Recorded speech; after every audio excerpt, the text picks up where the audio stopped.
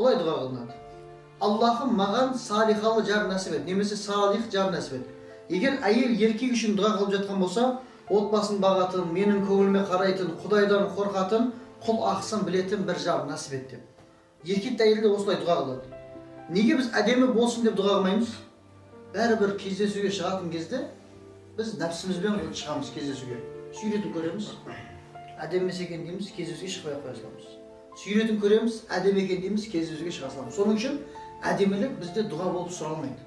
Дұғада сол адамның ішкі табиғатының сұлулығы сұралады. Құдайдан қорқатын болса бір құл. Құдайдан қорса абылай. Кімнің кімге пайдасы бар? Бірінші, Құдайдан қорққан бір адам әйелін ұрмайды. Құдайдан қорққан біреу аманатқа қиянат жасамайды. Қыз болсын, еркек болсын. Құдайдан қорққан бір әйел баласына ислами тәрбие беруге тырысады. Құдайдан қорққан еркек отбасын